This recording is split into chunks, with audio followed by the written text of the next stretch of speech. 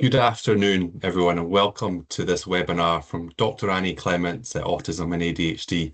Always a pleasure to have Annie with us. And today we're going to be exploring why neurodivergent people are often targeted in relationships. We'll be looking at building boundary confidence, relational safety, and discuss practical tools both for prevention and protection. My name's Andrew, and I'm part of the wellbeing team here at your charity, and I will be hosting your webinar today. Although my Teams has frozen all my last meetings, so fingers crossed I'm with you for the full hour. Now, before I hand over to Annie, here's just a brief bit of background information about your charity, which if you have attended any of our other events, you will already be familiar with. And you may know that this is our 140th birthday, believe it or not. And back then we were set up by civil servants to help other civil servants who were going through a difficult time. And that's an ethos that very much remains true today. Today, we're known as the Charity for Civil Servants, an independent charity whose mission is to support civil servants, past and present, when times are tough, listening without judgment and offering practical, financial, and also emotional support. We're here to help you and anyone who's dependent upon you financially or dependent upon you for their care. And that is for the rest of your life. So even if you leave the civil service, you're always welcome to come back to us for help. And that includes fantastic support through Autism and ADHD. We're not a membership organisation. There's no need to sign up. Simply by you being or having been a civil servant means you're already part of our community. Now, very quickly, before I hand over to Annie, just a quick housekeeping reminder. Please use the Q&A function to submit any comments and questions that you have. Annie and I will do our best to cover as many as we can at the end of the session. My colleague Jane will put my email address into the chat. If there's anything that we don't cover, you can email me, and Annie's always fantastic at giving us answers post-session. You can choose to anonymize your questions before you post, and closed captions can be added to your personal view by clicking the three dots at the top. But that's more than enough from me. Over to you, Annie. Thank you. Okay, so we're now going on an adventure with the tech guys. So we've got a new setup this morning, so we're hoping that we can get to you. Yay, that was cool. We practiced, you see, before we came in. That's what it was. So for those of you who don't know who I am and our organisation, my name is Annie Clements. I'm the founder and CEO of Autism and ADHD, which is also a not-for-profit organisation.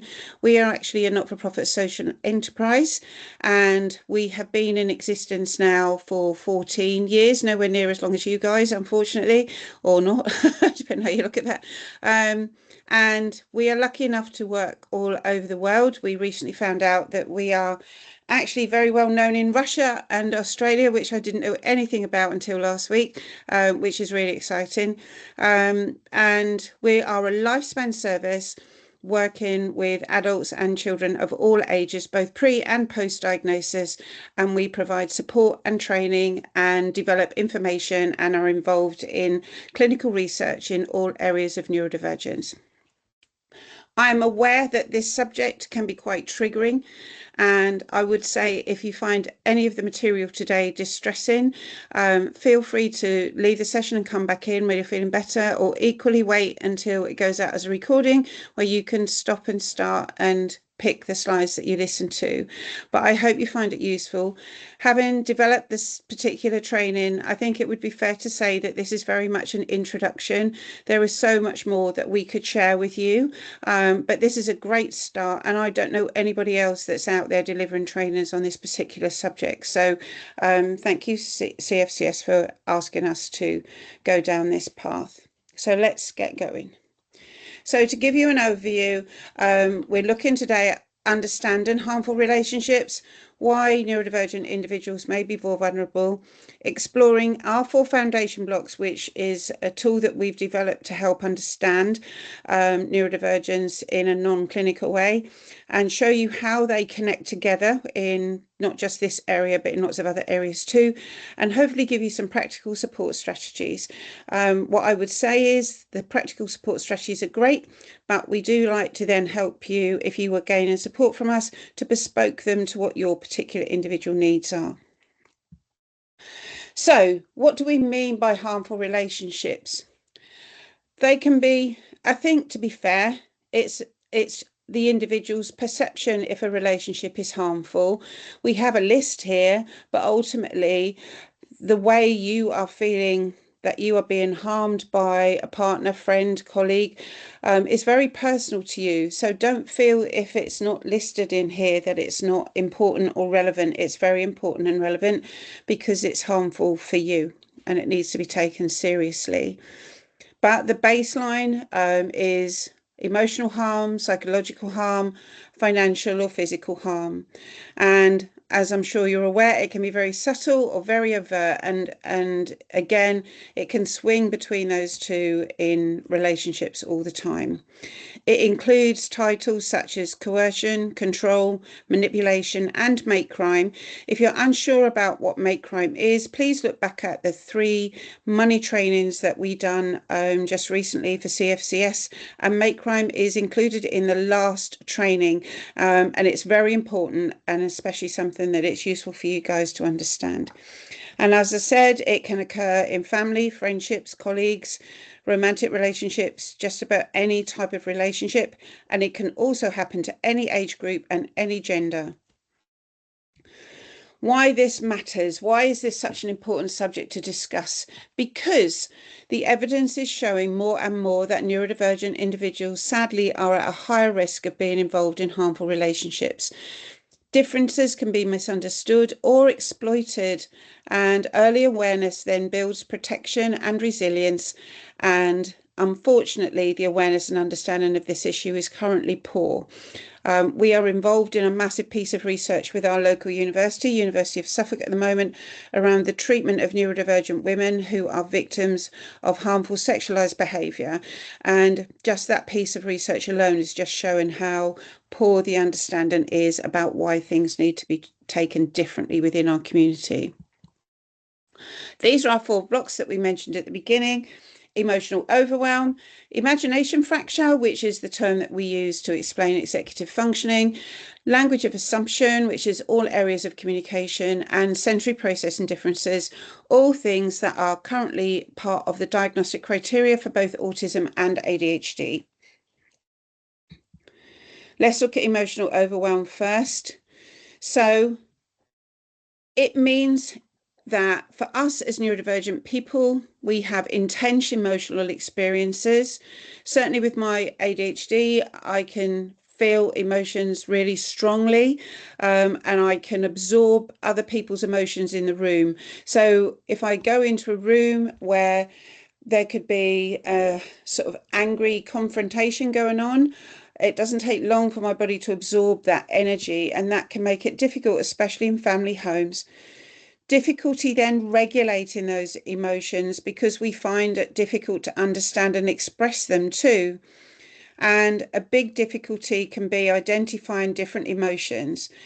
It's really interesting when we connect with children a lot where people will say, oh, but we've taught them their emotions, often in school, primary settings especially.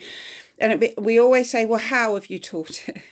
And it'll often be a little row of faces, happy, angry, sad, and getting them to point which one is which. And as we point out to the people that are delivering that type of intervention, you might just as well have a row of different flavored crisps.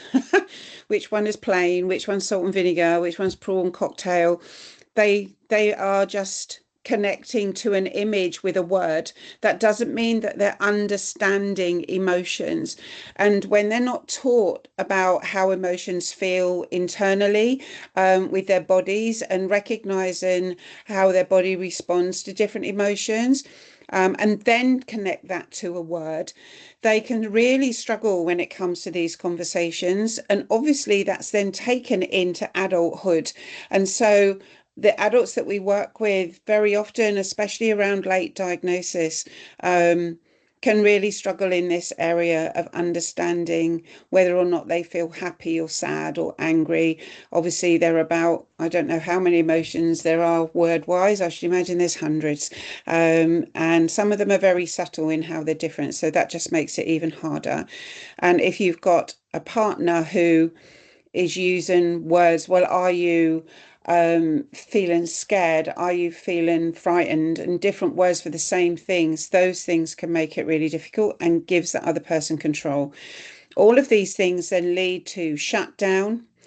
Our bodies will respond to a situation. Our nervous systems become dysregulated.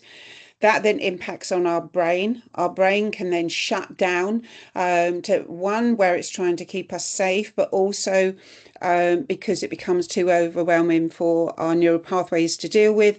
And then they can become completely mute and not able to do anything, almost like frozen in a situation.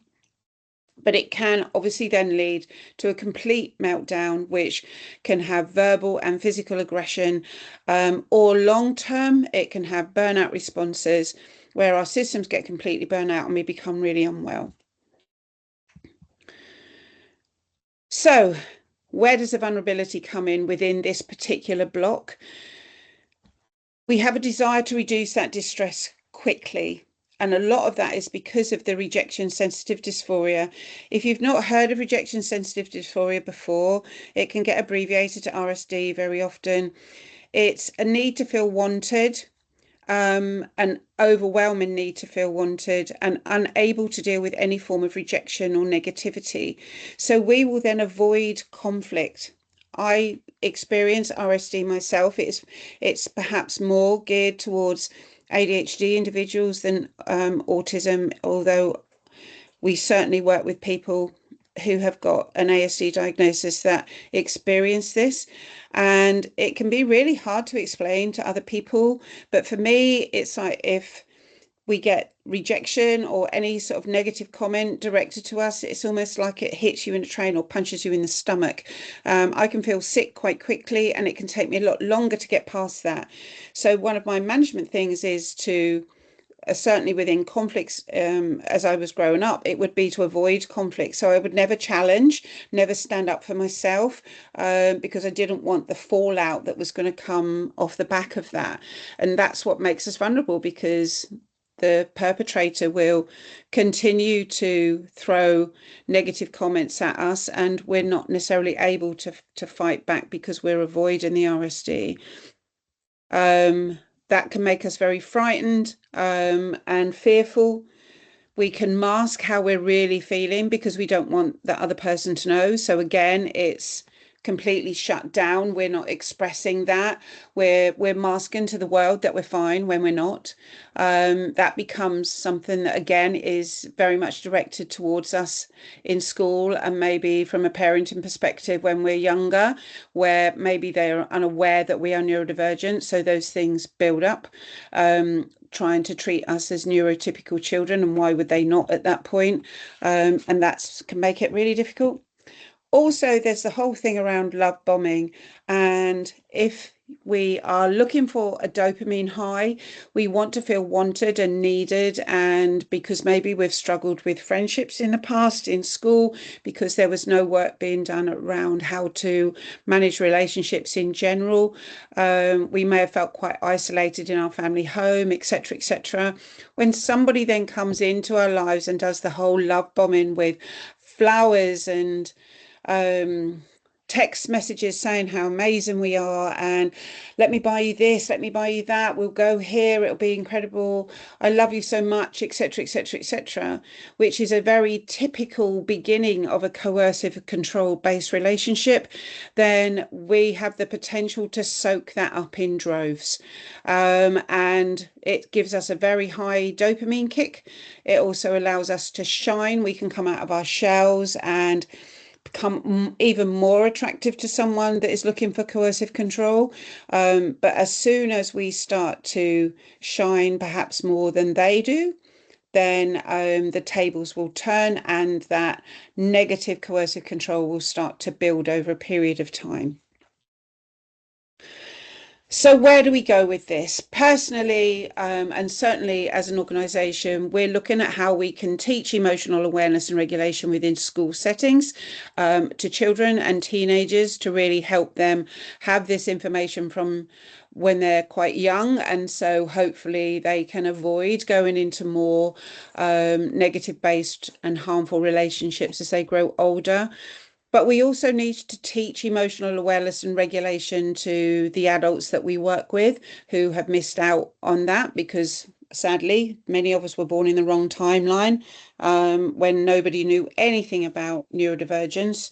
So that's one of the reasons why we're playing such a massive catch up here at the moment. And all of these areas were just missed. And in fact, they're still being missed, which I sound very grateful that we're able to do this today. We work to help people build what we call pause and check habits. So when they're being asked to do things, to develop a strategy of saying, just give me a minute so you can just breathe, allow that rebalance to take place within your nervous system, which gives you some of your brain back so you're more able to move forward and make a good choice about next steps. Creating safe people lists in case of emergencies.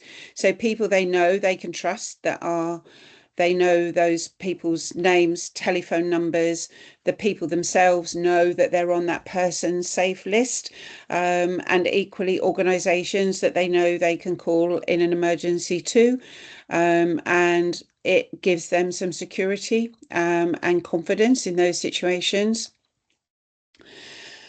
Sadly, developing exit strategies, and that always sounds that, what develop an emergency plan basically about what happens if, but also giving them an exit strategy of how to leave that relationship when they're ready to do that or when they feel forced to be put into that situation. So those things are already done and dusted and sorted. We've certainly worked with people where they have got their whole plan already in place. They've got a friend that's got suitcases for them and their children, and passports and all those things in another house, so they can leave and go to that house. But it's important that those things are discussed if it's felt appropriate. Teaching independence skills, I think that's again, especially with the adults that we've got now, many of them may not have been taught to be independent, but have been independent on their parents or siblings, around being able to maybe cook and clean or travel, and maybe that's also being controlled. Remember, we said that any age can be in the middle of coercive control. And if you've got a coercive controlling partner, it's very likely that they will be coercively controlling your children and they will create independence on that adult. So they won't teach them how to travel safely. They won't teach them how to cook or look after themselves because they want them to remain dependent on that person. Also, teaching money management skills. Again, going back to our most recent trainings with CFCS, many of the things that we're talking about here are also reasons why neurodivergent people can really struggle with managing money and know how to keep money safe. And therefore, that can also make them very dependent on the perpetrator in a relationship, because they're like, well, I don't know how to manage money. I don't know how to secure renting a property. I don't know how to manage my tax. I don't know any of those things because I've been told that I was no good at that. Therefore, they would help me, and therefore they took over that role and controlled my money. And so, helping individuals also learn money management skills are really important. This is a very brief way of explaining emotional overwhelm, and it is very relevant. It also helps individuals start to identify where they are on a day-to-day basis, whether they're masking or just holding on by the skin of their teeth. So phase number one is feeling calm and connected and emotionally and physically safe. The space underneath the line represents our emotions and sensory experience, and the space above the line is where our our brain is. And you'll see when our emotions and sensory experience and body nervous systems are settled, our brain has all of this lovely space to be able to function. So we're more able to process, to risk assess, to make decisions and choices when we're here. When we, though, are very something, then our brain space gets diminished, as we mentioned earlier. As soon as our nervous system is becoming dysregulated, our brain is taken over to try and manage that or becoming completely immobile. That means all those choices and risk assessments that we can do well there have gone out.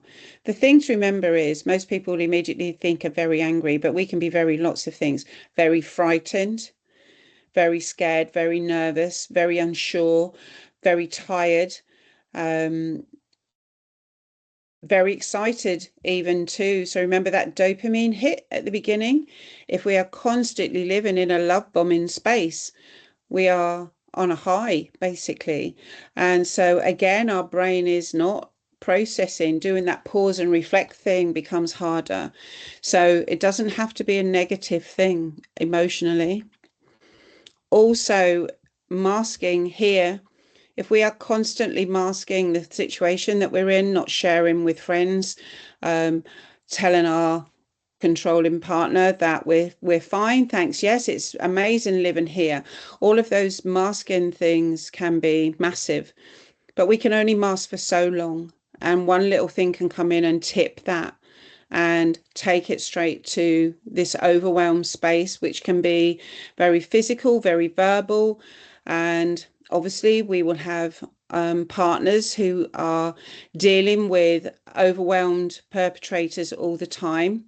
You may be aware that when there are big football tournaments on, World Cup, FA Cup, those types of things, or long drawn out football competitions, the amount of domestic violence rises where people come home, partners come home from a match, maybe their team lost, they've had a lot to drink, and there'll then be this explosion when they get home, which can result in a violent altercation.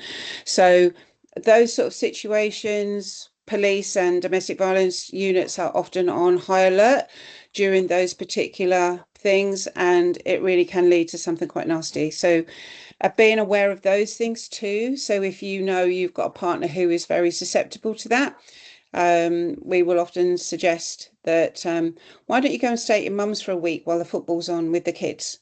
All right, see if you can arrange that, if the partner will allow you to do that, and we help them navigate that so that they're out of the way. It's sad that big celebratory events can cause such sadness and violence, but it is where we are.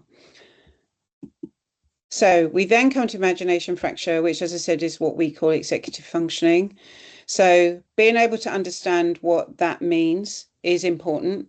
It means we can have difficulty planning and predicting outcomes. You put that into a harmful relationship and it suddenly all makes sense as to why we struggle and find it more difficult than neurotypical people to move away. Challenges with organization and sequencing events. So being able to say, well, it happened like this. We're going to show you something later to hopefully help with that. But just being able to organize can also make you very vulnerable if you're unable to keep organized, because this partner will come in and go, I'll do that for you. Or equally berate you, you're really not good at this, are you? Why can't you just do this? You've forgotten this again, right? It opens a whole thing there. Struggles with flexible thinking, being able to see alternatives, which then means you're struggling to risk assess any particular situation. Develop a consequence of choice pattern, because we use our imagination to visualize alternatives and move forwards, and our imagination is not working as well. And equally to do self-reflection and be able to reflect backwards over something that's happened, work out what it is that's not right, and be able to then make choices over how we change that. So where does the risk come from? From an imagination fracture. It is harder to anticipate consequences. If I do this, what's going to happen? So constantly trying to control and control and control in your own way. If I just keep quiet, they won't keep shouting. I always remember there was a parent that we worked with who wouldn't stand up to her son, and her son was being very aggressive and verbal, obviously role modeled behavior. And we said to her one day, "Why are you not standing up to her?" And she couldn't work it out. And in fact, at the time, she got quite cross with me. Went back for the next session, expecting basically to be left at the door. But she opened the door. She said, "Oh, you've got to come in. You've got to come in. I've had a big understanding about why I don't deal with the anger well from her autistic son. He was quite a big lad as well. And she said, it's all to do with my dad. And she said, my dad used to shout at my mum, and we would all be terrified. And she would always say to me, just keep quiet and he'll stop. Just keep quiet and he'll stop. She said, so I learned to be quiet with the shouting on the basis that he would then calm down quicker. And so I think it's important that we remember these things. Some of these ways that are generated are learnt behaviour through having to keep safe from abuse, being in abusive homes as children. They therefore may struggle to leave harmful situations because they're scared. I don't know how to leave. He's just going to find me anyway, etc., etc. But also perhaps not being able to plan clearly, to be able to see what the alternative solutions that are actually there. We know that we struggle with change and transitions just in a calm situation, let alone when our brain has been filled with distressed nervous systems, difficulty in being able to see future alternatives, and very low self-esteem and confidence, which just generates that risk even higher. So what are the support strategies for this? Using visual supports and scripts, just the same as we do with the kids. It's no different. And we're going to show you a few of those in a moment. All right. But backward storylines, choice flowcharts. And again, look at some of the previous trainings that we've done, because these are also embedded in those too. Practice with that person, what if scenarios, but what if this happens? What if that happens? What do you think you can do then? And actually draw them out. So if this happens, you can do this. If this happens, you can do this. All right. Develop bespoke support mechanisms to help unpack incidents, to be able to understand what's happening and be able to see alternative choices.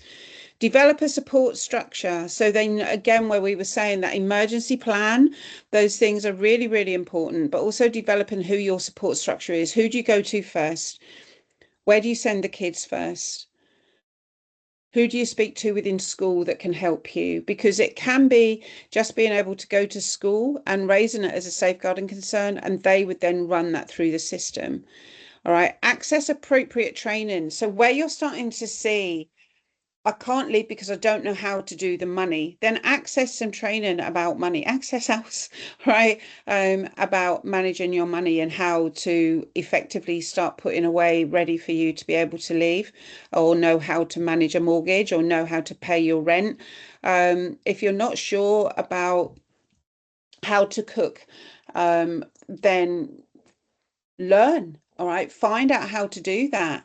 Find a friend who you can go around and say, can you show me how to make, I don't know, a cottage pie? All right, anything, just so that you start to feel more confident in being able to do those skills should you leave. Because that's often why people don't leave. But I don't know how to live on my own. I've never had to do it because they've done it, because they've controlled it. Where they initially thought that was helpful, suddenly realizing that actually they were just controlling the agenda. When it comes to language as well, we struggle with language that isn't clear, because our imagination can't backfill the space. So we take language very literally. So that again can get us into really big trouble where we take it literally. We had a situation, for example, of a young woman that had been raped, and she'd been raped in a room the other side of a door, where there was a crowd full of people.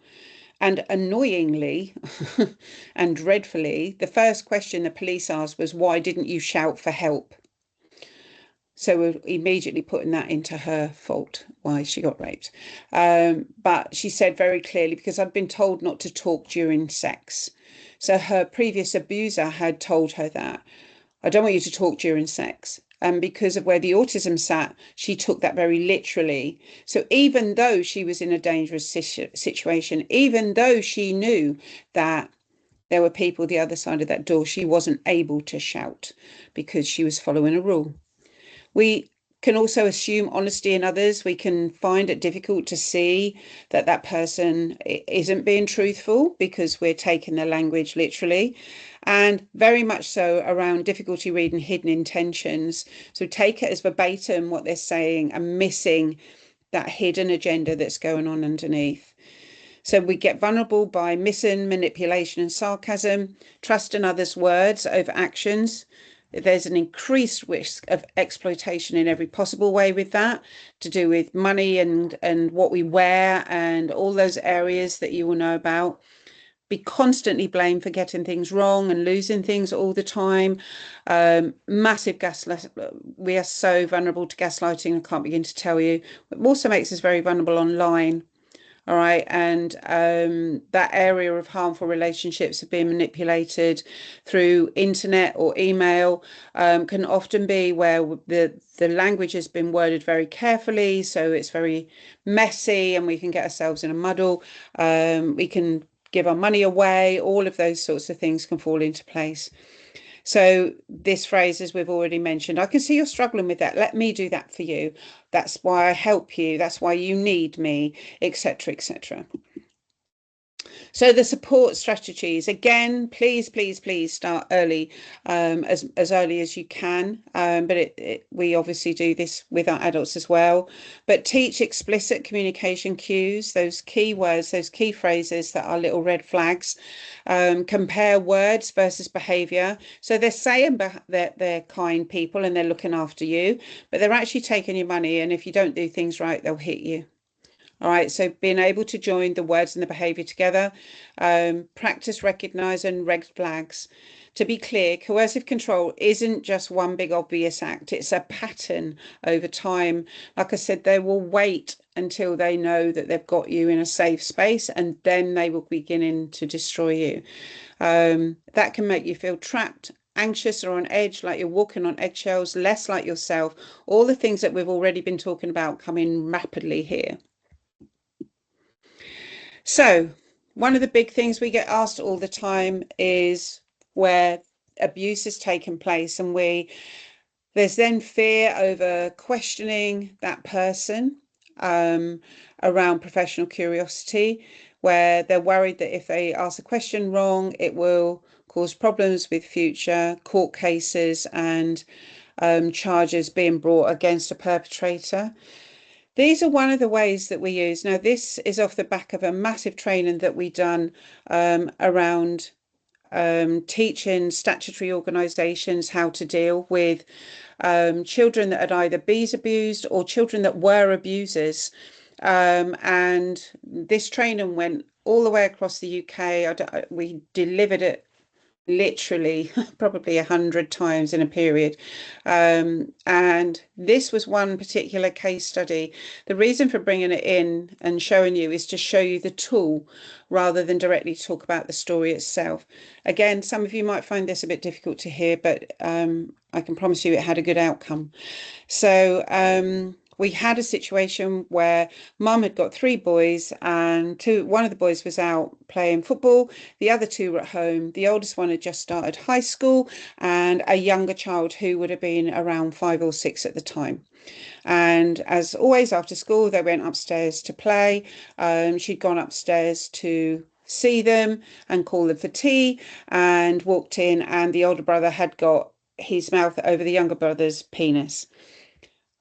How she did it, I do not know, but she stayed calm and said, "Come on, boys, you need to get dressed because it's tea time." And she then immediately called us. It was a family that we were working with anyway. But we use this with the young person to unpack what had actually happened, because it's always really difficult in these situations to get to the nuts and bolts of the story. But when neurodivergence is present, it's really important that we do. Because often the vulnerability starts at the beginning, and if we don't get that part, it will be and can be interpreted very, very much in the wrong way, which is why an awful lot of controlling partners with neurodivergent partners can get away with crime and not be held responsible for their actions. And it's because of doing a backward storyline. So we start at the end and work backwards to do the self-reflection. And the only question we asked is what happened before that, what happened before that, what happened before that. So you may want to do that with a child who's been bullied in school, or you're feeling is really difficult, or with a partner or a friend that you're trying to help them unpack a situation. This is the best way to do it, and it gives you material that you can then take to police very confidently, that you didn't ask any leading questions. Right, so here we have our young man who at that point was aware that things perhaps were not great, because we came and saw him the following morning, and we said, so how are you feeling, and he was like, I'm not feeling great. I'm really not feeling great at all. I've realized that maybe something happened last night that wasn't okay. Okay, so that was this morning. What happened last night? Well, we all sat down and had tea, and actually at that point everything was fine. Okay, what had happened before that? Mum had come upstairs and just asked us to come down for tea. Okay, what had happened before that? I was messing around with my brother. We were having a laugh. Everything was funny. And as I say, Mum then came in and said it was tea time, so we went downstairs.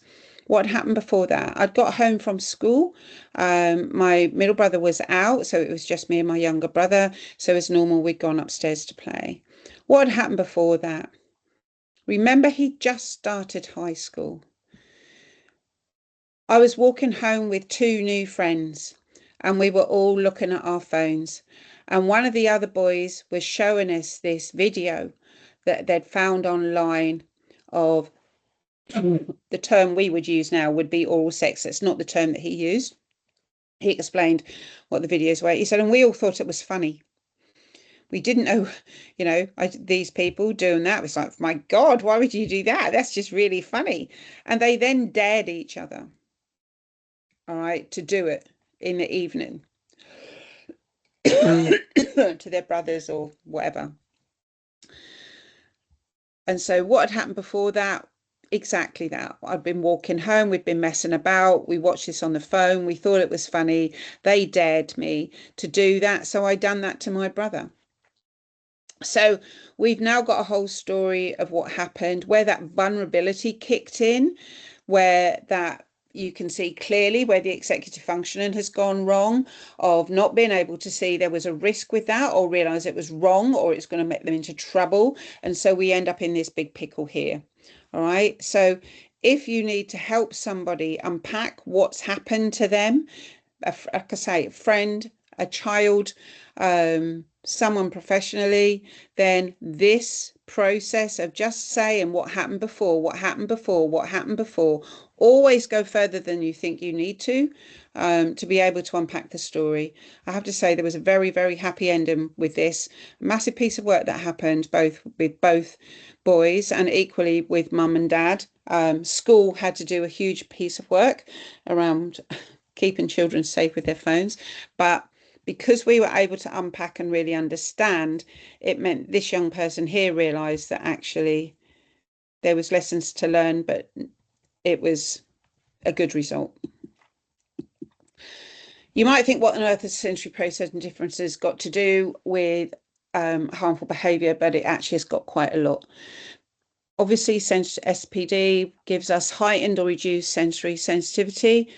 Environments themselves can overwhelm or distract, and sensory needs can influence behavior in all areas of our lives. And in this particular area, it can also cause issues within relationships around maybe sexual intimacy, being able to manage family homes, all of those things. It all comes into that bucket. So how it affects it is avoidance of environments may limit support access. Like we said, that being able to voice what it was that happened, being able to share that, being able to go into a building and speak to a stranger and say, X, Y, and Z is happening at home, that whole change, transition issues, all of those come into this massively. Sensory overload may reduce awareness of risk. So again, the dopamine hit may be a good thing. Equally, the sensory overload in an environment could be causing that dysregulation with the nervous system, which means the brain shut down. So they're not able to assess the environment and see that they're at risk and be able to leave. Others may also exploit that sensory need. Oh Lordy, we see sadly this a lot. They will cause pain by someone who is very sensory avert to noise, for example. So they'll leave their music on really loud because they know it's causing them a lot of distress, and they know that they can manipulate them more when they're really distressed. That's one example. I'm sure it's not rocket science to work out more. And also masking that need and distress so they're not criticized or hurt. So they might be going, no, no, no, I'm fine, I'm fine, I'm fine, it's fine, leave the music on, it's not a problem, it's not a problem, when actually it's a real problem.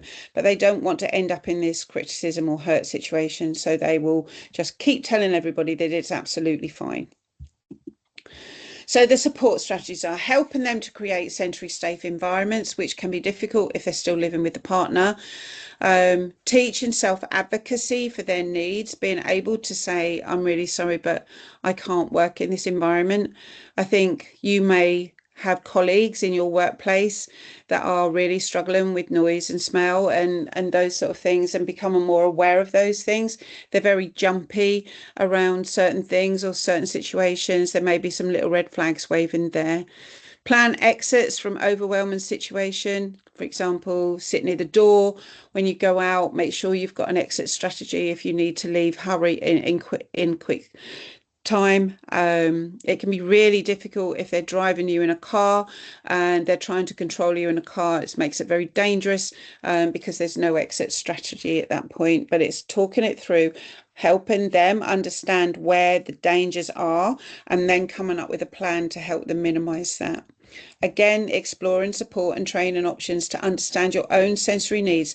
Many adults will, so many adults that we talk about, or talk to, have no understanding of what their sensory dysregulation areas are, or only in a very limited way. And it's something to learn more and more about so you understand what's going on. So to bring it all together, the blocks all interact, they mesh together.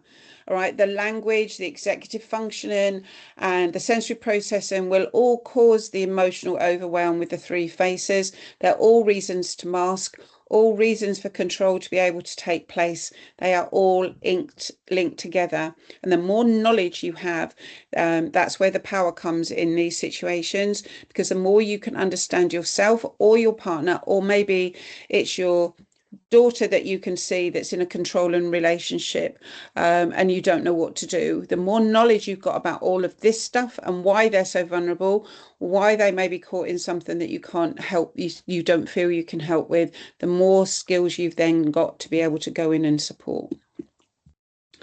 So ultimately, what helps build safety is predictability and structure, explicit teaching of relationships and other areas of risk, trusted support networks, empowerment, and self-understanding.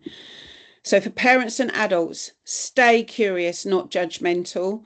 Validate those experiences every single time. Model healthy boundaries and keep communication open. The bottom one is crucial.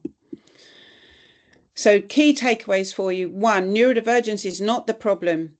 All right, neurodivergence is actually the risk. Lack of understanding increases risk. So that's why developing more understanding about what it is on a personal level, if you're the person that's on the receiving end of it, but equally those of you that are observing and see red flags all over the place, the more you understand it, the easier it is. All right. Skills and support, reduce vulnerability, so teach and learn a skill, not just a rule or expectation. We do this a lot with younger children in a very clear way, but it's just the same for adults. Just saying to them, you need to learn how to wait, or you need to learn how to walk away, that's not enough. They need to be taught how to do those things, help them with the plan, help them with the structure. It's no good just saying, well, why didn't you do this? I don't know. Why didn't you regulate that? Why didn't you do? Many of them won't know because they've not been taught the skill to do those things. It might sound really odd, but it's really important. It's where the executive function, unfortunately, can leave really big gaps. So to open you up now for questions and discussions, and also for your own journey when you go back to back home and you start to think a bit more, think about reflect on your own experiences, either as an observer or someone who is on the receiving end. What strategies might feel most useful for you, and how can you apply that learning? And it is something for you then to actually reach out to people like ourselves to know how to move forward.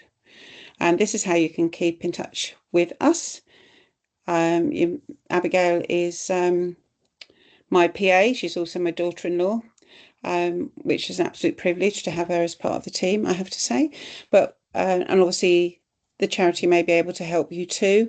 They may be a good point of reference when you make that first call. And I'm now going to stop sharing and hand you back to the CFCS team. Thank you so much, Annie. And firstly, I just want to echo, I'll let you have a look at the Q&A, but there's a few comments in there just talking about how valuable this session is, how it's not discussed, it's a really sensitive topic, but just how important it is to raise awareness. So I would like to echo those comments and thank you to those who've shared some Yes, experiences in the because it's Q&A, which not, takes a lot of bravery. it does take a lot of bravery, and appreciate that this subject, as we said at the beginning, is difficult.